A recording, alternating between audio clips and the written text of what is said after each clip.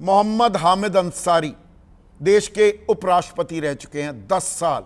Iran में हमारे राजदूत भी रह चुके हैं। और सरपंच की जब मैं बात कर रहा हूं, दरअसल दुनिया का सबसे बड़ा सरपंच तो संयुक्त राष्ट्र है, लेकिन आजकल चुपचाप बैठा है लाचार बेचारगी की मुद्रा में। वहां पर हमारे परमानेंट रिप्रेजेंटेटिव भी रह चुके हैं हामिद अंसारी साहब। Sir, pleasure to have you. पर ये आज जो सीज फायर हुई है, ये सीज फायर हुई भी है या नहीं हुई है, या दरअसल कूटनीति एक तमाशा बन गई है आज की तारीख में?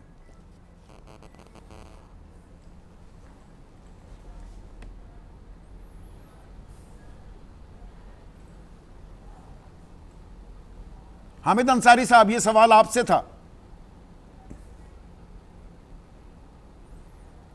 देखिए, इतिहास हमको ये बताता है कि लड़ाइयों में जब कभी सीज़फायर होती है तो उनमें आपस में खामोशी से बातचीत हो जाती है।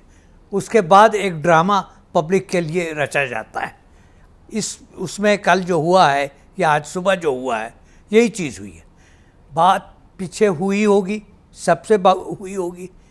कोई इसका जिक्र नहीं कर रहा है कि इस मामले में रूस का क्या रोल था, मगर ईरान के विदेश मंत्री कल रूस गए थे, बड़ी तफसील से उनकी बात हुई। रूस ने अपनी तरफ से क्या कंडीशंस थे उसके मुतल्लिक़ एक अखबार में लिख भी दिया है। तो ये सब मिला के एक नई खिचड़ी पकी है, जिसमें कि चलता रहेगा इस तरह से। थोड़ी वायलेशंस होंगे, थोड़ा सा इजराइल धांधली करेगा, थोड़ा सा अमेरिका धांधली करेगा, मगर मेरा ख्याल है कि ये चीज़ जो आज सेटल हुई है, अब ये चलने वाली है। तो ये सेटल कैसे हुई, ये हल कैसे निकला? क्या ईरान ने कल कतर में अमेरिकी सैन्य जो बेस है उस पर भी हमला कर दिया? हालांकि उसकी जानकारी पहले दी भी गई, पर यह इरादा जाहिर कर दिया कि हम अमेरिकी ठिकानों पर भी हमला कर सकते हैं। और ईरानी मीडिया आज की तारीख आज दावा ये कर रही है, अमेरिका को डर लगा तो अमेरिका युद्धोन्माद के बाद, वॉर मॉन्गरिंग के बाद शांति स्थापित करता भी दिखाई दिया है। इसे आप कैसे रीड करते हैं सर? देखिए, ईरान ने हमेशा कहा है कि अगर हमारे साथ ज्यादती की जाएगी तो हम उसका जवाब देंगे। और ईरान ने पिछले दिनों में ये साबित कर दिया है कि जब जब उनके साथ इजराइल ने या अमेरिका ने ज्यादती की है, उन्होंने उसका जवाब दिया है। संघर्ष विराम हमेशा कुछ शर्तों पर होता है सर, आप मुझसे बेहतर जानते हैं, हम सबसे बेहतर जानते हैं। तो वो शर्तें क्या कुछ सामने समझ में आ रहा है? क्योंकि इजराइल कह रहा है नहीं जी, परमाणु हथियार अब नहीं बना पाएगा, वो क्षमता हमने छीन ली है ईरान से। ईरान कह रहा है हम तो बनाएंगे जी, हमारा कोई नुकसान हुआ नहीं है। अमेरिका सत्ता परिवर्तन की बात कर रहा था, ईरान को महान बनाने की, मेक ईरान ग्रेट अगेन, वो तो हुआ नहीं, सत्ता परिवर्तन हुई नहीं। तो किन शर्तों पर हुआ है ये संघर्ष विराम, और ये स्थायी हल होता दिख रहा है या एक असहजता रहेगी इस इलाके में? देखिए, ये सारी बात जो है शुरू हुई एक धांधली के साथ। धांधली इजराइल से हुई और धांधली अमेरिका की मदद से हुई। आज के अमेरिकन अखबारों में लिखा जा रहा है कि इजराइल ने अमेरिका के राष्ट्रपति को 1 साल पहले बता दिया था कि हम ये लड़ाई करने जा रहे हैं। तो लड़ाई में वो क्या चाहते थे? वो चाहते थे कि ईरान न्यूक्लियर वेपन न बनाए। तो ईरान ने कभी कही नहीं कि हम न्यूक्लियर बनाए। वो ये कह रहे हैं कि हम न्यूक्लियर रिसर्च कर रहे हैं। न्यूक्लियर रिसर्च और न्यूक्लियर वेपन में बहुत फ़र्क है। दूसरी चीज़ वो कह रहे थे कि हम जो उनके प्रेसिडेंट हैं, सुप्रीम लीडर हैं, उनको हटाना चाहते हैं। तो पब्लिक ईरान की इस पर बिल्कुल नहीं राज़ी है। तो दोनों उनके जो मकसद थे वो कामयाब नहीं हुए, और आखिर में अमेरिका के राष्ट्रपति ने ये बात समझ ली कि वो जिस चीज़ को सपोर्ट कर रहे थे वो गलत कर रहे थे। तो फिर खामोशी से पीछे से बातचीत शुरू हुई कि इस मामले को ख़त्म किया जाए। कुछ अमेरिका में लोगों ने कहा, कुछ रूस में लोगों ने कहा, कुछ अरब देशों ने कहा, तो एक और सिस्टम सब है ना उसको सर, मिला वर्ल्ड ऑर्डर जुला में के हम यूएन भी है, यूनाइटेड नेशंस है, जिसके आप परमानेंट रिप्रेजेंटेटिव भी रह चुके हैं भारत की ओर से वहाँ पर कई साल। तो ये जो दुनिया का सबसे बड़ा सरपंच दरअसल संयुक्त राष्ट्र है, वो चुपचाप क्यों बैठा रहता है? ये खुला खेल फर्रुखाबादी क्यों हो गया? कोई कहीं कुछ भी करे। मतलब मुझे, I for the life of me can't believe कि डोनाल्ड ट्रंप कह रहे हैं नहीं, युद्ध विराम की शर्तों का उल्लंघन मत करिए, पर जो अंतर्राष्ट्रीय ऑर्डर की शर्तें हैं, जो नियम हैं, जो कायदे हैं, उनको तोड़ते हुए, उनकी बखियां उधेड़ते हुए इजराइल 200 विमान अपने घुसा देता है ईरान की एयर स्पेस में।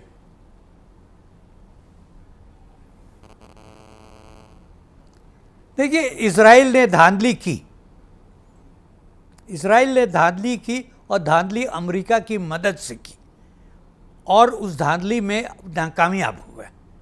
तो वो बात दोनों की समझ में आ गई कि ये गाड़ी चल नहीं सकती।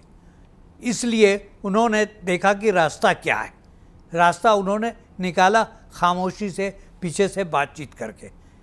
रूस के अखबारों में कल दिमित्री मेदवेदेव, जो कि सीनियर आदमी हैं रूसी सिस्टम में, उनका एक मजमून है जिसमें सब तफसील से लिखा हुआ है कि क्या चीज़ें हैं जो कि रूस ने कहा कि ये नहीं होंगी। तो ये होल्ड करेगा अमेरिका ने ये संघर्ष विराम? आपको लगता है ये स्थायी रूप, स्थायी शक्ल भी अख्तियार करता दिखेगा क्या हामिद अंसारी साहब?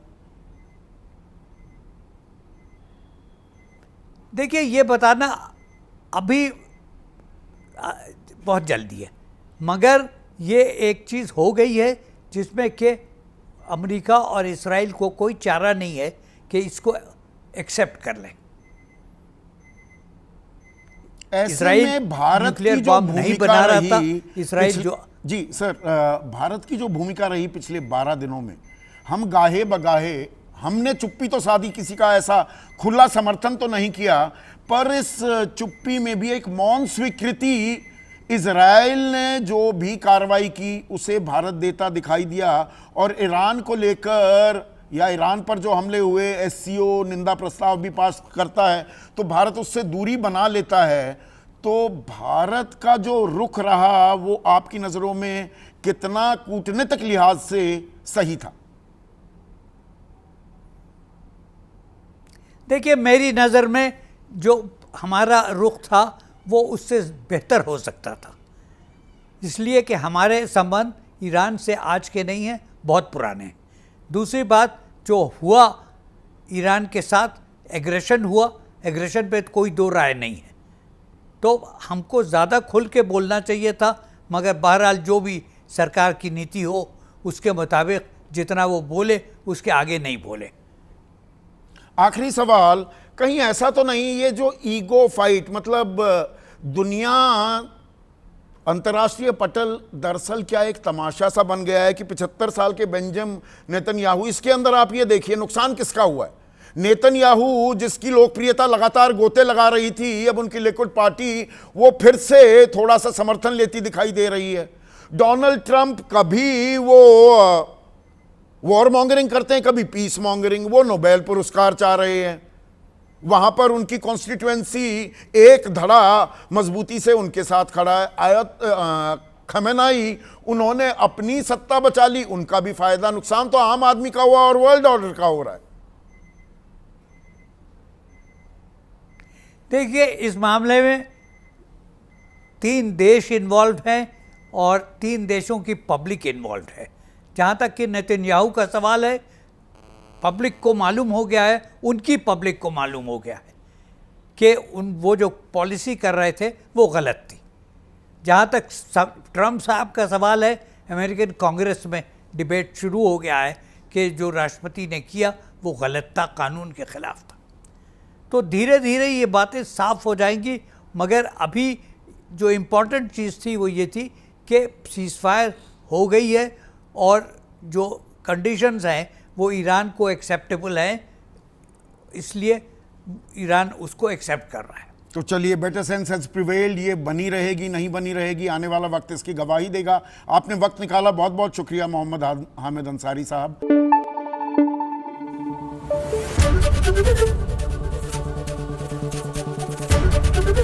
एबीपी न्यूज आपको रखे आगे।